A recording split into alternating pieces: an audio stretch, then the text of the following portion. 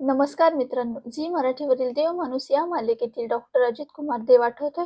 ज्याच्या एका हसण्याने अख्खा महाराष्ट्राला वेड लागलं होतं. चेहऱ्यावर निष्पाप भाव आणि मनात भयंकर क्रूरता घेऊन प्रेक्षकांना खिळवून ठेवणारा हा अभिनेता म्हणजेच किरण गायकवाड.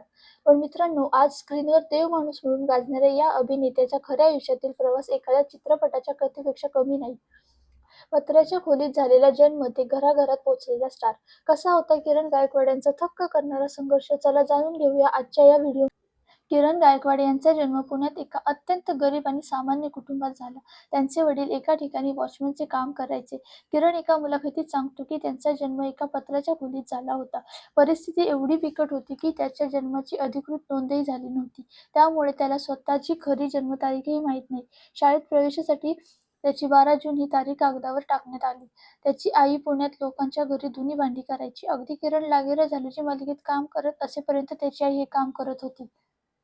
अभिनयाची आवड असलेल्या किरणला इंडस्ट्रीत सहज काम मिळालं नाही.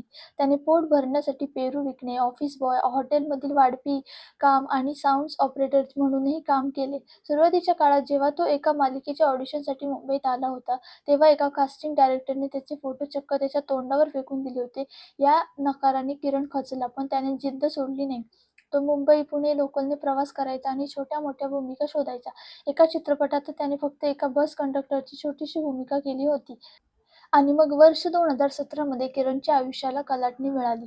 लागीर झाल्याची मालिकेसाठी विलनच्या शोधात असलेल्या टीमला अभिनेत्री शिवानी बावकर हिने किरणचे फोटो पाठवले. सुरुवातीला दिग्दर्शकांनी नकार दिला होता, पण प्रत्यक्ष भेटीनंतर किरणची भैय्यासाहेब या भूमिकेसाठी निवड झाली. गावाकडचा रुबाबदार राजकारणी खलनायक त्याने असा काही साकारला की प्रेक्षक त्याला खऱ्या आयुष्यातही ओळखू लागले.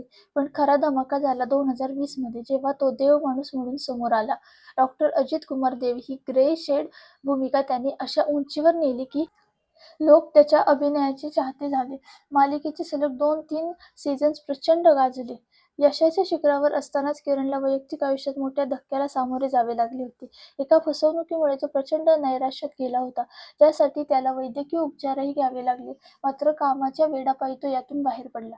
पुढे देव माणूस मालिकेतही त्याची सहकलाकार अभिनेत्री वैष्णवी कल्याणकर हिच्याशी त्याने सूत जुळले आणि डिसेंबर 2024 मध्ये हे दोघं विवाह बंधनात अडकले. टीव्हीवर धुमाकूळ घातल्यानंतर किरणने मोर्चा चित्रपटांकडे वळवला. त्याने बघतोय काय, मुजरा कर, चौक, फकाट आणि नांद यांसारख्या चित्रपटात दर्जेदार भूमिका केल्या आहेत. इतकंच नाही तर तो लवकरच दिग्दर्शक क्षेत्रात पाऊल ठेवत आहे. एका पत्र्याच्या खोलीतून सुरू झालेला हा प्रवास आज मराठी सिनेविश्वातील एका आदराचे नाव बनले आहे. किरण गायकवाडचा हा प्रवास तुम्हाला कसा वाटला? आम्हाला कमेंट करून नक्की सांगा. व्हिडिओ आवडला असेल तर लाईक आणि चॅनलला सबस्क्राईब करायला विसरू नका. धन्यवाद.